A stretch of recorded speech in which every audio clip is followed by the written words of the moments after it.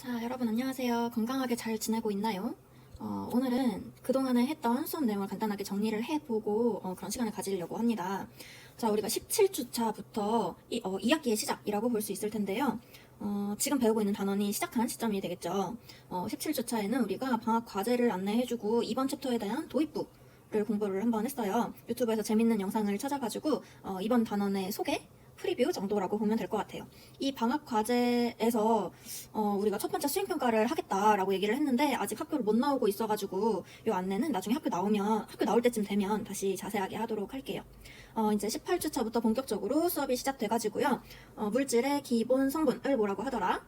그쵸? 원소에 대한 거를 공부를 했고요. 그 다음에 바로 이어서 물질을 구성한 입자는 그 동그란 알갱이라고 생각을 하면 돼요. 입자라고 하면은 원자. 그래서 원소와 원자를 구분할 줄 알아야 된다. 이렇게 공부를 했어요. 근데 18주차에 체험학습으로 이제 수업을 안 들었던 친구들이 꽤 있는 것 같은데 요 차시를 모르면 이 한 단원 전체를 공부하기가 어렵거든요. 그래서 체험학습으로 출결이 인정됐더라도 과학비는 꼭 18주차 거를 꼭 들어야 된다. 요거를 모르면 앞으로 진행이 잘 안 된다라는 거를 이제 생각을 하고 공부를 했으면 좋겠어요. 그래서 요거를 이제 활동지가 꽤 많았는데 그 활동지를 다음 주에 선생님이 해설로 이렇게 올려줬어요. 방학 전부터 방학 끝나고 한 주까지 모든 해설을 다 올려줬었어요. 근데 요거에 대해서 해설을 올려주면서도 선생님이 좀 걱정이 되긴 했거든요. 18주짜게 되게 어려운데 요거를 여러분들이 이해할 수 있을까? 걱정이 되고 지금 사실 여러분들이랑 소통 피드백이 잘 안 되는 상황이어서 걱정을 하다가 오늘 이렇게 복습하는 자리를 마련했으니까요. 요거 설명 보면서 공부를 좀 더 보완하시면 될 것 같아요. 그래서 요거 배웠던 내용 이어서 조금 더 했고요. 그 다음에 거기 나오는 원소 기호. 요거를 우리가 이제 수학에서는 숫자다, 국어에서는 한글이다, 가장 기본적인 거, 과학에서는 원소 기호로 얘기를 한다 라고 해서 요거 필수적인 거, 최소한 20개, 조금 넉넉히 하면 한 30개, 35개 정도를 외워줘야 되기 때문에 여러분들이 랩하는 노래? 주기율표 랩 노래도 선생님이 올려줬고, 그 다음에 기억력 게임 해가지고 이거 실제로 학교 오면 원래 친구들이랑 카드 게임, 실물 게임으로 해야 되는데 어쩔 수 없으니까 컴퓨터 게임으로라도 선생님 이렇게 조금 재미있게 외워봐라 해서 이렇게 준비를 했었고요. 요거 지나고 이제 바로 지난주에는 결국에는 다 원소, 원자, 그리고 분자에 대해서 공부하기 위함이었어요. 근데 요새 좀 일회용품 사용도 많고 플라스틱이 영상에서 봤겠지만 썩는데 한 400년 넘게 걸린단 말이에요. 근데 플라스틱이 처음 만들어진 게 100년 정도밖에 안 됐어요. 처음 만들어진 플라스틱도 아직도 썩지 않고 있다. 그래서 이거 환경오염 너무 심각한 거 아니냐 해서 그런 내용을 조금 담아봤는데요. 선생님 조금 섭섭해졌는데 방금 전에 선생님이 학교에 와가지고 오늘은 지금 이 수업 녹화를 하고 있는 건 금요일이거든요. 오늘 며칠이야? 9월 11일 금요일이거든요. 방금 전에 그 스팸 뚜껑 우체국에 보내려고 이제 여러분들이 얼마나 참여해줬나 열어봤는데 이 2학년에 한 200 몇 명 되는 학생들 중에 단 한 명이 참여해줘가지고 선생님 너무 속상한 마음이 좀 있어요. 그렇지만 여러분들이 이번에 참여를 안 했더라도 요 내용에 이제 환경오염의 심각성 그런 거에 대해서 조금 더 생각해보고 삶이 조금씩 바뀌었으면 좋겠다. 그거에 대해서는 조금 신경을 써줬으면 좋겠고요. 그거 결국에는 우리 지금 이 과학 수업 시간에 이 플라스틱을 다룬 거는요. 이 플라스틱을 통해서 통해서 원소, 원자, 분자에 대해서 공부를 하기 위함이었어요. 요거 조금 어려웠을 수도 있는데 적용하는 거라서요. 오늘 이 뒷부분에 설명을 하면서 답안도 같이 올리도록 할게요. 그리고 이어서 전하를 띠는 입자라는 이온 개념까지 공부를 했어요. 그럼 요 지금 처음부터 여기 이온까지요. 선생님이 이렇게 이런 식으로 답을 올려줬었는데요. 요거 보면서 복습을 한번 해보도록 할 거예요. 근데 이 앞부분은 이 단원을 들어가기 위한 도입이라고 할까? 약간 흥미유발? 이런 거여서요. 다 몰린 거 정도로 충분할 것 같아요. 그래서 우리는 본격적으로는 여기 프린트 5페이지부터 공부를 시작해보도록 할게요. 프린트 5페이지 볼게요. 우리가 더 이상 다른 물질로 분해되지 않으면서 쪼개지지 않는다는 거예요. 그러면서 물질들을 이루고 있는 기본 성분이라는 개념을 배웠어요. 이게 바로 원소고요. 원소가 여러분들이 원소 기호 해가지고 외웠던 걔네들 전부 다 원소인 거고요. 그거는 이제 금속 원소랑 비금속 원소로 나뉘기도 해요. 크게 이렇게만 알아두면 되고요. 여러분들이 나중에 되면 뭐 준금속이니 뭐 이런 것도 배우게 될 거지만요. 일단은 이런 식으로 알아두면 된다. 여러분들이 이거 금속이야. 딱 알 수 있는 거 제외하고는 그냥 비금속이라고 쉽게 생각을 해도 큰 무리는 없을 것 같아요. 지금 아직 우리 중학생이니까요. 그리고 원소는 종류에 따라서 이렇게 특성이 전부 다르게 나타납니다. 그래서 그 특성에 따라서 원소의 종류를 몇 가지 한번 봤어요. 처음에 여러분들이 이걸 처음 공부할 때는 요 빨간색 정도를 쓸 수 있었겠지만 원소 기호도 공부를 했기 때문에 요거 할 때마다 이렇게 원소 기호를 적어보면서 좀 복습을 해주면 좋을 것 같아요. 그래서 이 부분은 넘어가도 되겠고요.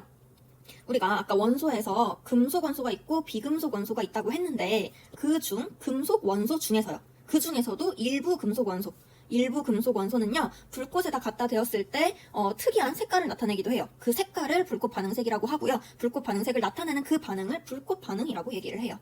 그래서 실험을 해봤더니 이런 결과가 나왔어요. 리튬 아니야. 실험 결과는 여기서 볼 수 있죠. 물질은요, 질산, 칼륨 이런 물질을 불꽃에다 갖다 댔더니 보라색이 관찰이 됐어요. 또 염화 칼륨이라는 물질을 불꽃에 갖다 댔더니 보라색의 불꽃 반응색이 관찰이 됐어요. 그래서 우리가 이 실험 결과를 통해서 얘네 둘이 똑같이 보라색이 나왔네. 그렇다고 하면 뭐 때문에 그랬을까 생각을 해본 거죠. 질산 칼륨에는 질산 이온과 칼륨 이온이 포함되어 있고요. 염화 칼륨에는요, 염화 이온과 칼륨 이온이 포함되어 있는데 이 둘을 불꽃에다 넣었더니 같은 색이 나타났네. 그럼 뭐 때문일까 생각을 해본 거지. 그러면 질산이랑 염화는 달랐으니까 요 이온 때문은 아닌 것 같아요. 그래서 칼륨 이온 때문에 보라색이 나타난 거구나. 이렇게 알 수가 있었던 거예요. 다른 실험도 마찬가지로 요 뒷부분, 한글 이름의 뒷부분에 적혀 있는 거요. 여러분들이 뒤에 이온까지 배웠으면 이제 알겠지만 이 뒷부분 이름에 나오는 게 양이온을 뜻하는 거죠. 그래서 그 양이온, 금속 이온 때문에 이러한 불꽃 반응색이 나타나는구나까지 알 수 있었어요. 그래서 그 부분이 이렇게 설명이 되어 있습니다. 같은 금속 원소를 포함하는 물질은 같은 불꽃 반응색을 나타낸다. 라고 되어 있고요. 그래서 그 뒤에는 불꽃 반응색을 예상해서 이 뒷부분 자리가 금속 원소가 들어가는 자리니까요. 그것 때문에 이런 불꽃 반응색이 나타날 거다. 이렇게 예측을 할 수 있으면 될 거고요. 그래서 결론적으로 정리된 건 여기 나와 있어요. 금속 원소의 종류에 따라서 불꽃 반응색이 있는데 지금 여기 8가지 정도가 있죠. 요 정도는 이제 외워줘야 된다. 실험을 했을 때 보라색의 불꽃 반응색이 관찰되면 그 안에 칼륨이 있겠구나. 우리가 이렇게 알아차려야 되니까요. 그래서 이 정도 불꽃 반응색은 알아줘야 될 것 같아요. 여기서 특이한 거는 리튬이랑 스트론튬의 불꽃 반응색이 같게 나타나요. 그러니까 다른 거는 노란색 불꽃 반응색이 보였어? 그러면 나트륨이 있겠군. 이렇게 생각을 할 수가 있는데요. 빨간색의 불꽃 반응색이 보였어. 그러면 리튬이나 스트론튬 둘 중에 하나가 있을 것 같긴 한데 둘 중에 뭐가 있을지 정확히는 모르겠어요. 그럴 때 우리는 분광기라는 것을 이용해서 선 스펙트럼을 비교를 해보면 알 수가 있다라는 거예요. 스펙트럼이라는 거는 프리즘이나 분광기로 관찰을 했을 때 그렇게 갈라지는 색의 띠를 전체적으로 스펙트럼이라고 하는데 무지개처럼 빨주노초 파남보 이렇게 보이면 연속 스펙트럼이고요. 특정한 부분만이 이제 선으로 보이는 거 그거를 선 스펙트럼이라고 해요. 연속 스펙트럼은 무지개 생각을 하면 되는데 한번 보여줄까? 연속 스펙트럼은요. 이런 식으로 생겼어요. 이런 식으로 생긴 게 빨주노초 파남보 이렇게 생긴 게 연속 스펙트럼이고요. 그 중에 일부만 보이는 거. 그러니까 원래대로 따지면 여기 빨주노초 파남보까지 해서 연속적으로 나타날 스펙트럼이었는데요. 그거에서 일부만 보이는 거야. 선으로. 그래서 요거를 바로 선 스펙트럼이라고 한다라는 거예요. 그래서 선 스펙트럼 언제 쓰냐? 이렇게 빨간색, 내가 겉으로 볼 때는 그냥 빨간색으로 보여요. 그랬을 때 선 스펙트럼은 약간 바코드 같이 생겼잖아. 그러니까 이 스펙트럼에 이 불꽃 반응색의 지문 같은 거라고 생각을 하면 돼요. 아무리 겉으로 봤을 때 쌍둥이도 겉으로 봤을 때 비슷하게 보이지만 지문은 다른 것처럼. 그리고 똑같이 책이 막 여러 권 있지만 책 종류가 달라지면 바코드가 달라지는 것처럼. 그렇게 생각을 해주면 될 것 같아요. 선 스펙트럼에 나타나는 선의 색깔이나 위치나 굵기나 개수나 이런 것들을 비교를 해봐서 그게 완전히 같으면 같은 물질, 그게 좀 다르면 다른 물질 이렇게 생각을 해주면 될 것 같아요. 그리고 방금 얘기했던 것처럼 이렇게 불꽃 반응색이 비슷할 때 그 둘을 구분하는 용도로도 쓸 수 있고요. 또 다른 용도로는요. 한 물질 속에 한 물질은 아니지. 어쨌든 내가 그 불꽃에 이렇게 딱 태워본 그 물질 안에 여러 가지 원소가 포함되어 있을 때에 각 원소에 대한 스펙트럼이 모두 나타나기 때문에 원소를 확인할 수가 있어요. 모두 나타난다는 건 어떤 식으로 나타난다는 거냐면요. 그거 알려주려고 이런 문제를 넣어봤어요. 리튬이라는 원소의 선 스펙트럼은 이렇게 4가지가 나타나요. 선 4가지가 이런 모양으로 나타나요. 이거는 여러분들이 절대 외울 수가 없죠. 리튬의 선 스펙트럼이 이렇게 생겼다라고 자료를 줄 거예요. 그리고 또 나트륨의 선 스펙트럼은 이렇게 진한 노란색의 굵은 선 하나만 나타나요. 얘는 좀 특징적이라서 그래도 이제 뭐 구분은 되는데 역시 이것도 외울 필요는 없어요. 나트륨의 선 스펙트럼이 이렇게 생겼다. 이 정보가 있을 때 리튬과 나트륨이 같이 들어있는 물질이라면 그 물질의 선 스펙트럼은 어떻게 나타날 것인가 예측을 해보자는 거죠. 리튬의 선 스펙트럼도 나타나고 나트륨의 선 스펙트럼도 그대로 나타날 거예요. 그래서 여러분들은 여러 가지 물질이, 여러 가지 원소가 섞여 있는 물질이더라도 선스펙트럼을 내가 아는 물질의 원소의 선스펙트럼과 비교해보면 그 물질 안에 어떤 원소가 포함되어 있는지 알 수 있더라라는 얘기입니다. 근데 이 얘네들은 다 바코드의 그 한 라인 같아가지고요. 굵기나 위치나 색깔이나 뭐 이런 것들이 딱 정해져 있는 것이기 때문에 합쳐서 그릴 때는 그게 선의 색깔, 위치, 굵기, 개수 등이 최대한 비슷하게 표현을 해주면 좋겠어요. 그리고 여기 나타나는 모든 선들을 빠짐없이 표현을 해줘야 되겠고요. 그래서 이 부분도 이렇게 알아두면 좋겠다라는 거고요. 이제 원소에 대한 거 다 복습했고 이제 원자로 들어갈 거예요. 원자도 똑같이 원소 이름을 계속 갖다 쓸 거기 때문에 원소랑 원자가 도대체 뭐가 달라요? 라고 얘기를 할 수도 있는데요. 원소는 기본 성분, 그러니까 그 종류에 대한 얘기고요. 원자는 기본 입자라고 했으니까 동글동글한 그 알갱이 눈에 보이는 실체라고 생각을 하면 좋을 것 같아요. 그 원자 그 알맹이 하나는 속에 어떻게 생겼느냐를 공부를 해보는 건데요. 예를 들어서 원자 하나가 이렇게 생겼다고 해요. 그러면 그 가운데에 엄청 작고 땡땡하고 모든 질량이 이쪽에 집중되어 있는 양 전하를 띠는 원자핵이라는 게 있고요. 근데 이 원자핵은 선생님이 이렇게 그렸지만 사실 엄청 작아요. 원자도 엄청 작은 건데 교과서에는 뭐라고 나오냐면요. 원자의 크기에 대해서 교과서에 나왔던 걸 다시 한번 선생님도 볼게요. 교과서 22페이지요. 여기다 띄워주고 싶은데 선생님이 지금 파일을 안 가지고 있어서 여러분 책 있는 거 한번 펼쳐보세요. 교과서 22페이지에 그 중간에 그림 있잖아요. 자 위에 수소 원자의 크기라고 되어 있는 거예요. 원자 요거 이 알갱이 자체도 엄청 작아요. 그래서 수소 원자를 1억 개를 한 줄로 일렬로 늘어놔야지 길이가 겨우 1cm가 된다 라고 얘기를 하죠. 그럼 1cm 1억분의 1cm 크기인 거잖아요. 요 지름이. 근데 그거에 비해서 원자핵도 매우 작아요. 그래서 이 원자핵의 크기를 비유할 때 어떤 식으로 표현을 하냐면요. 막 월드컵 경기장 이런 거 있잖아. 그 전체 크기를 원자라고 했을 때 그 안에 모래 한 토를 갖다 놓으면, 공도 아니야. 농구공, 배구공도 아니고 모래 한 토를 갖다 놓으면 원자핵의 크기 정도가 된다. 이런 식으로 비유를 하거든요. 그래서 엄청 작은 거다. 전자도 매우 작은데 원자핵보다도 좀 더 작겠죠. 그랬을 때 그럼 우리가 알 수 있는 거는 이 원자가 이만큼 있는데 요거 원자핵 있고 전자 뭐 몇 개 있겠죠. 나머지 공간은 전부 다 비어있다. 원자 대부분은 비어있다. 이런 얘기까지 하거든요. 선생님이 여기서 알려주고 싶은 거는 어쨌든 중심에 원자핵이 있고 주변에 전자가 끊임없이 운동하고 있다. 근데 그 가운데 원자핵은요 매우 밀집되어 있고 땡땡하다 뭐 이런 식으로 표현을 썼어요. 전자에 비해서 매우 무겁고요. 그러니까 원자 질량의 대부분을 차지하고요. 전자는요 원자핵 주변에 있으면서 끊임없이 운동하는데요. 그럴 수 있는 거는 질량이 매우 작기 때문이에요. 그래서 원자의 종류에 따라서 원자핵의 전하량이 다르고요. 그거에 따라서 전자의 개수가 달라져요. 왜냐면 원자핵의 전하량, 그러니까 플러스 값이죠. 원자핵의 전하량이랑 전자 하나는 마이너스 1의 전하를 띠고 있어요. 원자핵은 원자의 종류에 따라서 원자핵의 전하량이 달라지는 거고요. 전자는 하나당 무조건 마이너스 1. 근데 전자의 개수가 원자의 종류에 따라 다르겠죠. 그래서 요거를 다 더해주면은 0 해서 이렇게 계산이 나와줘야 돼. 왜냐하면 원자는 전기적으로 중성이기 때문이죠. 그렇기 때문에 원자의 종류에 따라서 원자핵의 전하량이 결정이 되고 원자 상태일 때 전자의 개수도 그거에 따라서 전기적으로 중성을 맞춰주는 전자의 개수를 가지게 되겠죠. 이렇게 알아두면 되겠고요. 방금 선생님이 여기다 적어서 표현을 한 거 이미 활동지에도 이렇게 나와 있습니다. 원자핵이 띠는 플러스 전하의 총량과 전자가 띠는 마이너스 전하의 총량이 같다. 그래서 전기적으로 중성이다. 플러스 얼마 마이너스 얼마 그 숫자가 전부 같다면 더해서 0이겠죠. 그거 얘기하는 거고요. 원자 얘기하다가 이제 그 원자 알갱이가 그 입자, 가장 작은 입자들이 몇 개가 합쳐져서 합쳐졌는데 갑자기 성질을 뿅 하고 나타내네. 그러면 이제 분자가 되는 거예요. 근데 성질만 나타낸다고 되는 거 아니고요. 하나 더 있어요. 독립된 입자로 존재해야 돼요.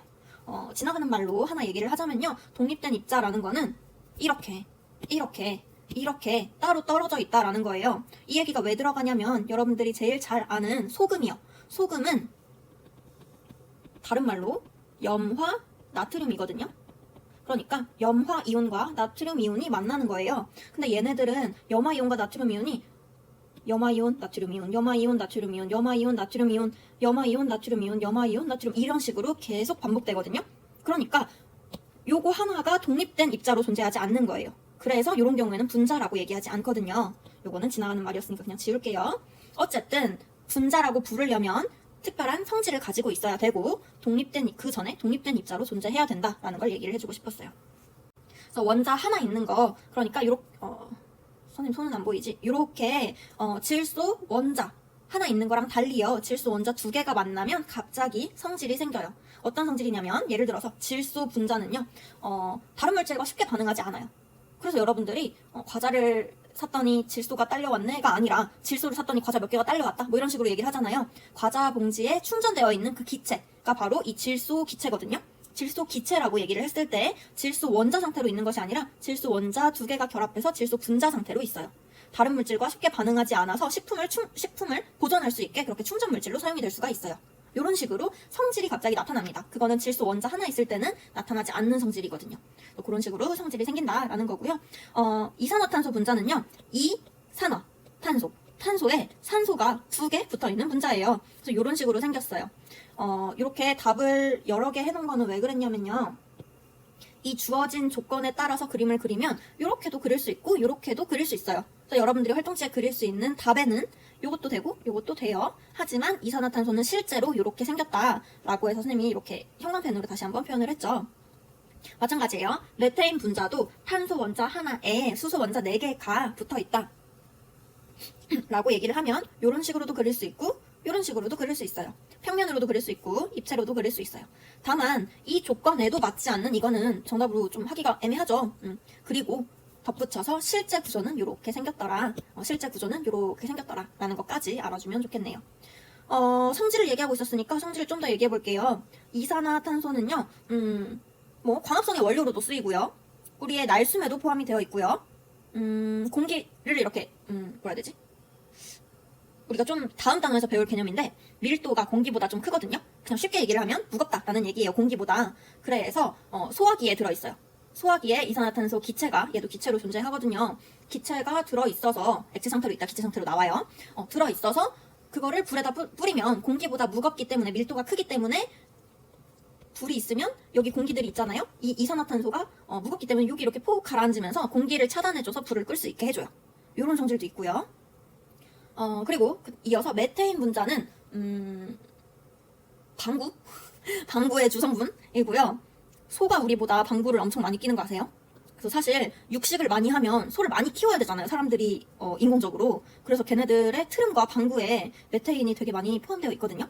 근데 이 메테인이랑 이산화탄소랑 둘 다 온실가스 중에 하나예요. 그래서 육식을 많이 하면 할수록 환경 파괴가 된다. 우리 지구의 온도가 더 높아진다. 이렇게도 해석을 할 수가 있겠네요. 어쨌든 그 방부에 포함된 그 메테인 분자라는 거는요. 연료로 사용이 돼요. 그래서 얘한테 불을 붙이면 그걸로 이제 에너지를 내서 약간의 이제 어떤 에너지원으로 사용할 수 있는 그렇지만 자동차를 가게 하기에는 조금 부족한 그런 연료가 되겠습니다. 자, 다른 얘기 이제 그만하고 넘어가서 우리 또 중요한 거 개념 하나가 원소 기호였어요. 원소 기호는 원소 이름을 영어 혹은 라틴어로 적고 그것의 첫 글자를 알파벳 대문자로 나타내고요. 그 다음에 중간 글자 중에 하나, 꼭 두 번째 글자가 아닐 수도 있어요. 중간 글자 중에 하나를 첫 글자 다음에 소문자로 나타내는 거예요. A에서 끝날 수도 있고요. A에서 끝나려고 봤더니 원래 있던 원소 기호랑 똑같은 게 있어요. 그러면 B까지 갈 수도 있어요. 그래서 원소 기호 몇 가지를 이런 식으로 선생님과 공부를 했었죠. 선생님이 그때 이렇게 약간 정주를 놓고 했나봐. 마그네슘이 Mg고요. 마그네슘 Mg고요. 선생님이 정답지 올릴 때 좀 실수했는데 망가니즈도 Mg라고 썼더라고. 무슨 정신인지 모르겠어요. 망가니즈는 Mn이에요.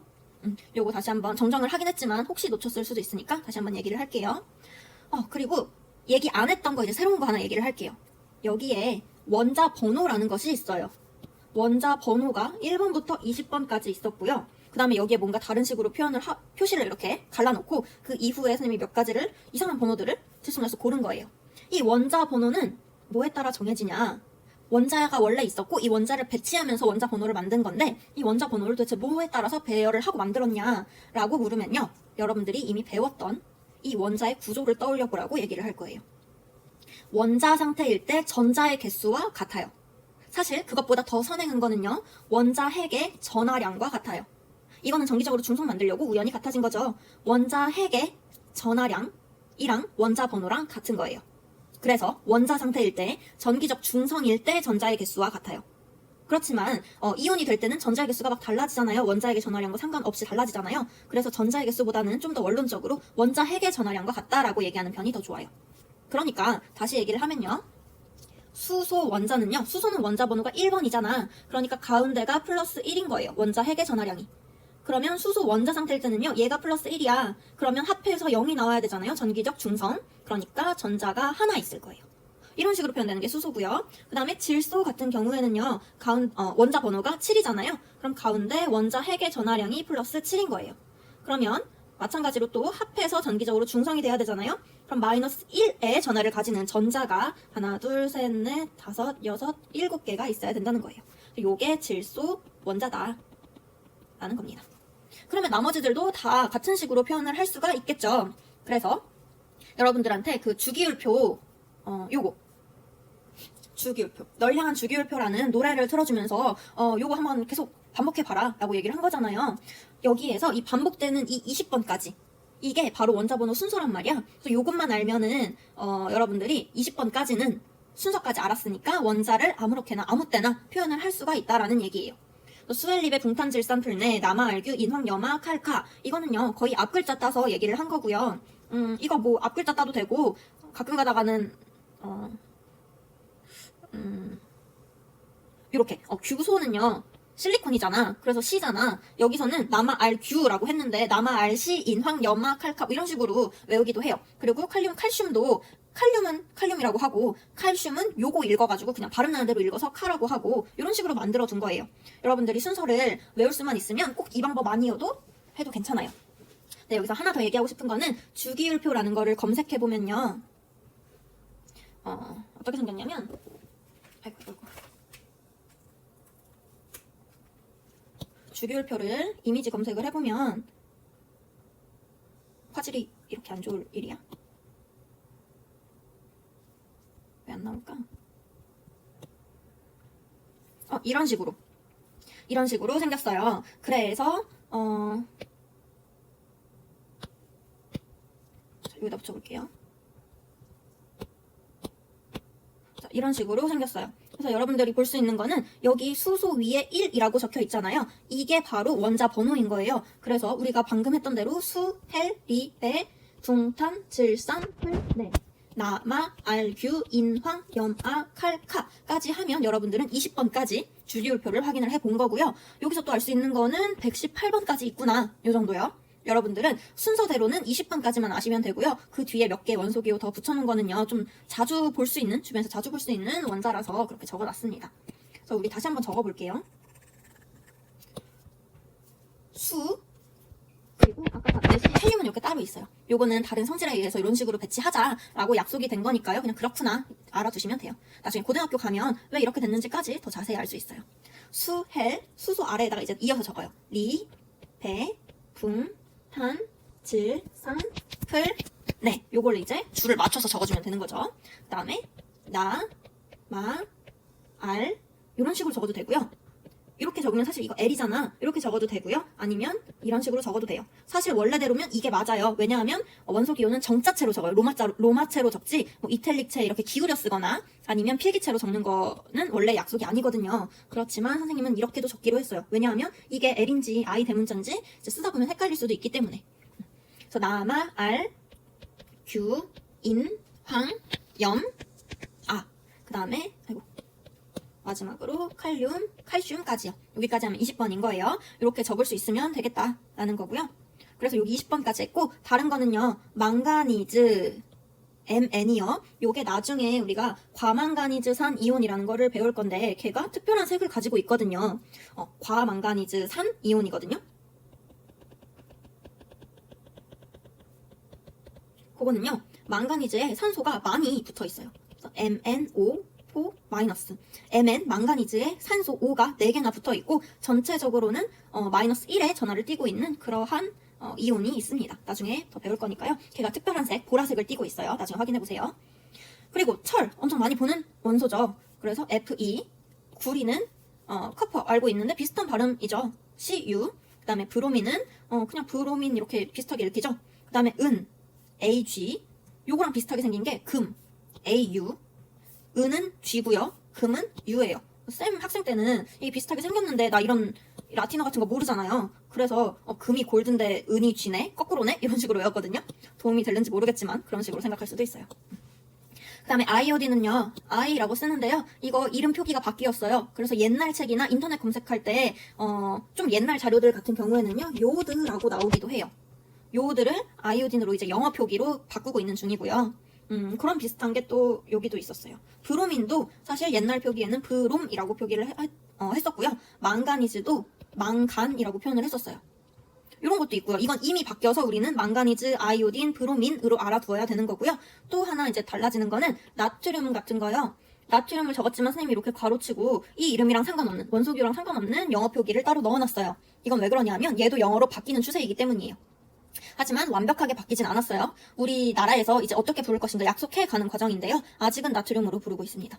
소듐이라고 이제 바뀔 것 같아요, 조만간. 마찬가지로 칼륨도요. 칼륨, K 이렇게 하면 얼마나 편해. 이름이 연계성이 있잖아요. 그렇지만 영어식 표현 포타슘으로 바뀌고 있는 추세입니다. 우리 교과서에는 아직은 칼륨으로 나타나 있어요. 그리고 백금은요. 플래티늄이라서 PT. 그다음 금은 했고요. 수는 Hg. 그다음에 납은 Pb. 요 정도 알아두면 될 것 같고요. 만약에 여기 없는데 이제 교과서 배우다가 아니면 선생님 예시 들다가 또 원소 기호가 새로운 게 나타난다 하면 요 밑에다가 조금 추가해서 적어주면 한 번에 시험 공부할 때도 한 번에 요 표 하나 보면서 공부를 할 수가 있겠죠. 그런 식으로 해주면 될 것 같고요. 그다음에 분자식. 분자식은요. 분자를 이루고 있는 원자 몇 개가 만난 게 분자잖아요. 독립된 입자로 존재하고 성질을 띠고 있는 그런 것들이 분자인데 원자 구성하고 있는 원자의 종류와 이 중에 뭐냐라는 거죠. 그 종류와 걔가 몇 개씩 있느냐 그거를 다 표현을 해준 게 분자식인 거예요. 분자 독립된 입자 그 하나에 원자가 몇 개가 들어있느냐 이렇게 들어있느냐 이런 거를 다 나타내는 거다라고 얘기를 하는 거예요. 그래서 오늘 할 건데 요거 먼저 한번 볼게요. 이제 원소, 원자, 분자를 비교해서 얘기를 하자라고 얘기를 했는데 요 부분만 먼저 볼게요. 얘는 산소 원자 2개가 만난 산소 분자고요. 여기 보면은 O 산소 원자가 2개가 있잖아요. 그러니까 얘 분자 표현은 분자식은 이렇게 될 거예요. O가 2개 있다. 산소가 2개 있다. 그런데 산소 분자 이 3개가 있는 것을 어떻게 표현할 거냐라는 거죠. 근데 이런 식으로 표현을 하면 그 분자, 독립된 입자 하나에 산소 원자가 6개가 들어있어야 된다는 얘기잖아요. 그러니까 그런 거는 이렇게 독립된 입자, 분자가 3개 있다라는 걸 표현하지 못하고 O가 6개가 붙어있다. 이런 거를 표현하는 거예요. 혹은 뭐 다른 식으로 붙어있을 수도 있겠지. 이런 식으로 붙어있을 수도 있겠죠. 어쨌든 이거나 이런 거를 나타내는 것이지 이렇게 독립된 입자 3개가 있다라는 것을 여기서 표현하지 못한다라는 거예요. 그래서 독립된 입자 하나를 이렇게 나타내주고요. 그 전체가 하나, 2개, 3개가 있으니까 그거는 앞에다가 크게 적어준다라는 거예요. 그래서 분자식을 적는 규칙에서 이미 여러분들이 배운 거고요. 분자의 개수를 나타낼 때는 분자식 앞에 숫자를 표현하고요. 분자, 독립된 입자 하나를 얘기할 때는 원자의 종류는 원소기호로 원자의 개수는 원소기호 오른쪽 아래에 작은 숫자로 표시한다. 이렇게 규칙을 이미 다 했던 겁니다. 단 1은 생략하고요. 그래서 얘네들이 어떻게 생겼는지를 보면요. 물 같은 경우에는요. 수소 2개랑 산소 하나예요. 그래서 O 옆에 H가 이렇게 구분형으로 붙어 있고요. 산소 같은 경우는 방금 봤죠? 산소 원자 2개예요. 같은 원자 2개가 붙어 있을 수 있는 경우의 수가 이거밖에 없죠. 일직선으로 붙어 있는 거예요. 그래서 뭐 질소도 여긴 없지만 그래서 이렇게 적으면 되는 거예요. 질소 N2다. 얘는 질소 원자가 이렇게 2개 붙은 것처럼 생겼다. 그 다음에 일산화탄소는요. 탄소에 산소가 하나 붙어 있어요. 그래서 탄소와 산소가 이렇게 일직선으로 붙어 있고요. 그에 반해서 이산화탄소는요. 탄소 하나에 산소가 2개 붙어 있어요. 산소가 2개요. 탄소 하나에 산소 2개가 붙어 있는데 일직선으로 붙어 있어요. 물처럼 구분형 아니고요. 일직선. 그 다음에 염화수소는요. 수소랑 염화이온 이렇게 하나 붙어 있는 건데요. 수소 하나에 염소 원자 하나 이렇게 붙어 있습니다. 그 다음에 암모니아는요. 비린내의 주범이고요. 약간 오줌에서 나는 그 찌린내 같은 거고 생선 비린내의 주범이기도 하고요. 거기 NH3라고 되어 있는데 질소 원자 하나에 수소가 3개가 붙어 있는데요. 요거는 어떻게 생겼냐면 메테인이랑 비교를 해보면 돼요. 메테인은 그러니까 삼각뿔처럼 생긴 거예요. 그러니까 피라미드, 정사면체. 정사면체가 이렇게 생긴 거잖아요. 그러면 그 정중앙에 어느 모서리도 아닌 정중앙에 탄소가 있는 거고요. 수소가 각 꼭지점에 있는 거예요. 그게 서로 이제 연결이 되어 있는 거고요. 암모니아는 이렇게 비슷하게 생겼는데 가운데 이 탄소 대신에 질소로 바뀐 거고요. 위에 하나 수소가 제거된 모양. 그래서 삼각 피라미드 형태라고 부르고요. 메테인은 정사면체 구조라고 부릅니다. 생긴 모양도 자주 나오는 분자들이니까 그냥 한번 들어두면 좋을 것 같아요. 자, 그러면 주기율표도 넘어가도 되겠고요. 요거는 여러분 쪽지 시험처럼 하면서 외워보라고 준 건데, 선생님이 그 교무실 앞에다가 그 프린트 많이 뽑아놨거든요? 근데 많이 안 가지고 가는 것 같아서 요거 집에서 뽑기 어려운 친구들은 와서 가져가면 공부하는데 훨씬 편할 것 같아요. 그리고 그 원소 기호로 했던 카드 게임 있잖아요. 컴퓨터 게임. 그것도 자주 하면서 조금 외워주면 더 좋을 것 같고요. 어쨌든 원소 기호 지금 여기 표현되어 있는 거는 이제 여러분들이 외워야 될 과제로 남았으니까 계속 반복하면서 외워보도록 합시다.